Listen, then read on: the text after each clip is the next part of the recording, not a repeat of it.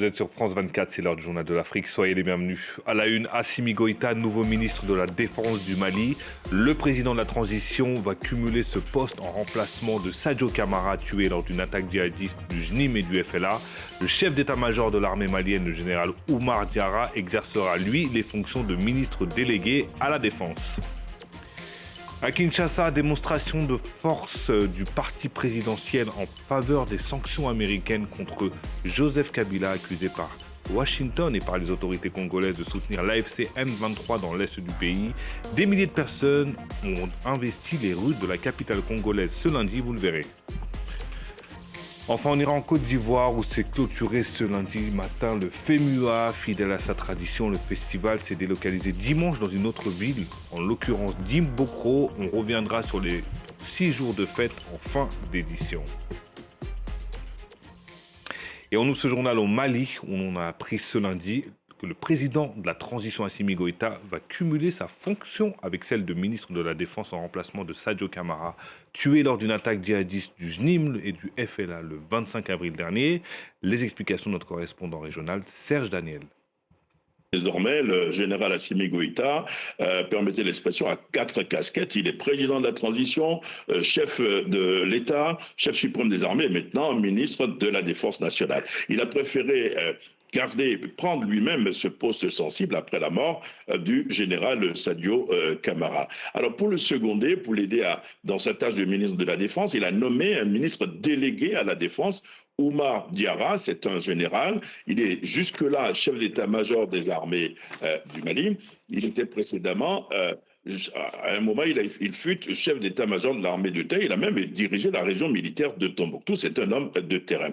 Alors, si Assimi Goïta, lui, il est membre des forces spéciales du Mali, le ministre délégué, lui, il est plutôt de l'armée de terre. C'est une période sensible, vous le savez.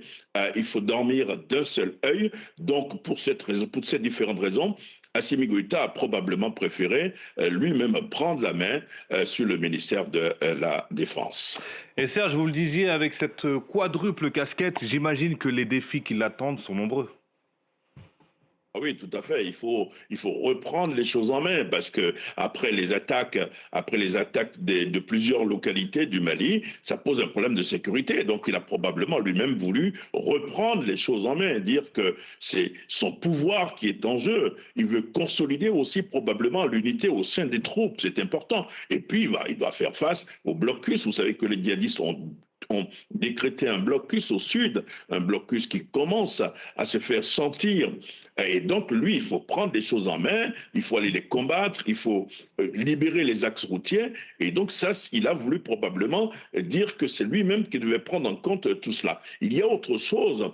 La situation à Kidal, il y a 2 ans, l'armée, appuyée par les soldats russes, ont repris Kidal des mains des rebelles. Aujourd'hui, les mêmes rebelles sont en train de parader à Kidal. Leur drapeau national, leurs lois sont imposées. Est-ce qu'il faut aller reconquérir Kidal? Est-ce qu'il faut les chasser de là, dans cette région qui a une frontière avec l'Algérie? Donc je pense aussi que c'est l'un des défis qu'il a en tant que ministre de la Défense. Et puis, disons-le clairement, il y a peut-être à redéfinir les relations avec la Russie. On a vu les rôles de mercenaires russes à Kidal qui sont partis, qui ne sont pas restés lorsque ils sont partis de cette ville de Kidal, ce qui a permis aux rebelles du Front de libération de l'Azawad et des djihadistes du JNIM affiliés à Al-Qaïda de reprendre le contrôle de la localité. Les Russes sont repartis d'une deuxième localité de la région de Kidal, Tessalit. Donc, en tant que ministre de la Défense, il devrait probablement rediscuter de tout ça avec ses partenaires stratégiques que sont les Russes. Allez, direction Kinshasa, capitale de la République démocratique du Congo. Des milliers de militants de la majorité au pouvoir ont défilé ce lundi. Mot d'ordre de la manifestation, soutenir les sanctions américaines contre l'ex-président Joseph Kabila, accusé par Washington et par les autorités congolaises de soutenir l'AFC M23 dans l'est du pays. Écoutez les précisions d'Aurélie Bazar à Kimangula, Kinshasa. Cette manifestation, c'est une démonstration de force de la majorité au pouvoir. Des milliers de personnes ont déferlé sur le boulevard Triomphal pour se rassembler devant le palais du peuple. Certains avec les drapeaux de l'UDPS, le parti présidentiel, mais aussi avec les drapeaux des partis membres de l'Union sacrée de la nation, la majorité au pouvoir. Le visage du président américain Donald Trump et des drapeaux des États-Unis étaient aussi visibles car tous ont manifesté pour montrer leur soutien aux sanctions américaines prises contre Joseph Kabila, l'ancien président accusé d'apporter un soutien financier aux rebelles de la FCM 23. Les États-Unis d'Amérique, c'est la première puissance mondiale. Les États-Unis, c'est le premier pays économiquement puissant au monde. Quand ils sanctionnent l'individu, le criminel Kabila, le peuple est content et le peuple jubile. À l'arrivée du président Félix Tshisekedi, disons, nous avons constaté qu'il a multiplié des efforts avec des stratégies. Et aujourd'hui, nous sommes contents de voir l'ancien président qui est complice de M23 est sanctionné. Les sanctions vont nous unifier, nous aider à unifier le pays. Nous, les Congolais, on sera tous ensemble. Les Américains et tout le monde entier soient derrière le Donald Trump pour nous aider à mettre fin à la guerre, à la mort et au massacre, aux violences. Les proches de Joseph Kabila avaient dans un communiqué évoqué des sanctions américaines fondées sur des accusations sans preuve. Alors les États-Unis ont un rôle particulier pour les Congolais car c'est sous l'égide de Donald Trump que l'accord de paix entre la République démocratique du Congo et le Rwanda a été signé en décembre 2025. En contrepartie, Washington et Kinshasa ont signé un partenariat économique qui prévoit un accès préférentiel aux projets miniers pour les entreprises américaines. Alors ces accords restent fragiles car ils n'ont pas encore mis fin au combat dans l'Est congolais. On s'arrête au Tchad, théâtre de nouveaux affrontements intercommunautaires ces dernières semaines dans le Ouadifira, dans l'est du pays. Des affrontements qui avaient fait au moins 42 morts selon le gouvernement. Une situation d'urgence qui avait contraint le président Mahamat Idriss Déby à se rendre sur place. De retour du Ouadifira, le président tchadien s'est exprimé et dénonce des manœuvres et manipulations internes et externes. Écoutez les explications de Ghislaine Alataroum à N'Djamena. Ce qui s'est passé il y a quelques jours est directement lié au conflit au Soudan, a déclaré le président de la République Mahamat Idriss Déby Itno à l'issue de sa mission de terrain à Igot, foyer de tensions intercommunautaires ayant fait 42 morts et plusieurs dizaines de blessés. À l'origine des violences, une altercation autour d'un puits à Durang dans la province du Ouadifira, frontalière avec le Soudan. L'incident survenu lors d'une rixe entre femmes issues des communautés Tama et Zagawa a rapidement dégénéré. Les affrontements se sont étendus sur 2 jours, les 25 et 26 avril, dans une zone déjà fragilisée par des tensions récurrentes. Selon le président de la République, ces affrontements seraient attissés par des groupes ethniques et armés impliqués dans la guerre au Soudan. Ce n'est ni la première fois et je pense que ce ne sera pas la dernière fois. Donc, si nous ne prenons pas garde, ce conflit ne s'arrêtera pas ici à Igot. Mais ça va déborder et ça va amener le chaos sur l'ensemble du territoire national. Et donc,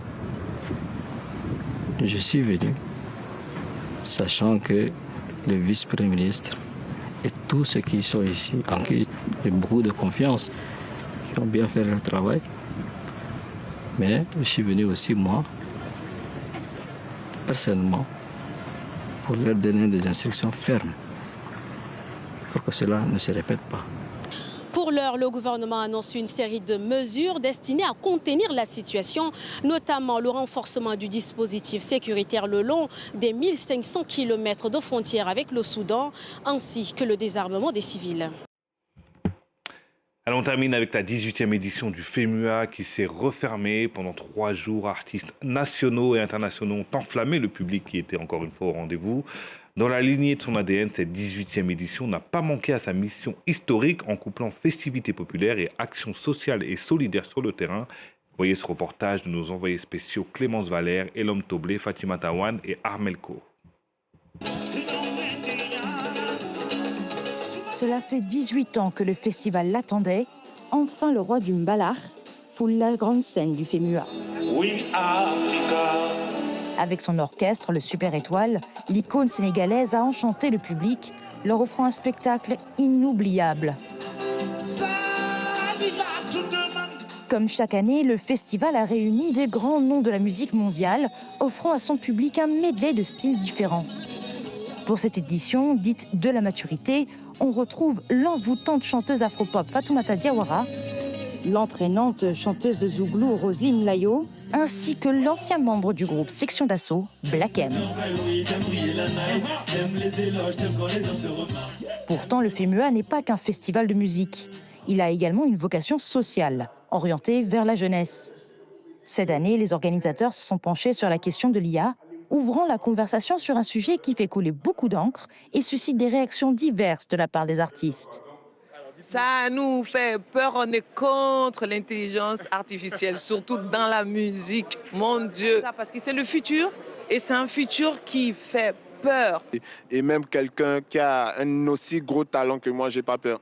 J'ai peur vraiment de rien, surtout musicalement, non, j'ai peur de rien. En presque 20 ans d'existence, le festival a réussi à s'établir et se confirmer comme un rendez-vous incontournable du continent, cumulant plus de 5,5 millions de visites en 18 ans, et il vise toujours à innover.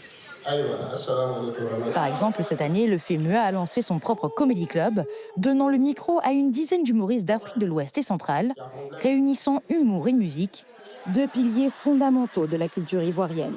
Mais le FEMUA reste avant tout un festival de la musique urbaine africaine. Cette année, lors de la deuxième soirée de concert à Abidjan, le public a dansé sur les sons de l'Oiseau Rare, artiste représentant le Gabon, pays invité d'honneur, ainsi que sur l'incontournable figure du rap ivoire, Didi B, le clou du spectacle.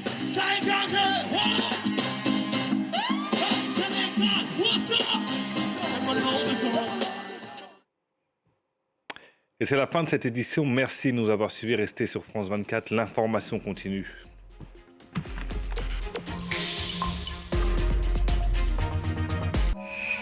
Un peu. Beaucoup. Le Festival de Cannes célèbre les films. Et France 24 met à l'honneur le 7e art. Passionnément. Qu'ils soient en noir et blanc ou parés de 1000 couleurs. Qu'ils soient les premiers ou les œuvres d'une vie. Qui nous fasse rire aux éclats ou pleurer profondément, qui nous fasse frissonner ou rêver. À la folie.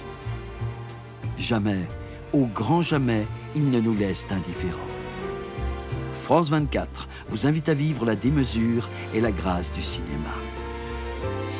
Du 12 au 23 mai, pour la 79e édition du Festival de Cannes. Pour être connecté à l'actu, rejoignez le WhatsApp de France 24. Pour tout voir, tout savoir, à tout moment. France 24 est le premier média francophone sur WhatsApp et compte plus de 5 millions d'abonnés. Aux 4 coins du monde, restez en contact avec l'actu grâce au WhatsApp de France 24.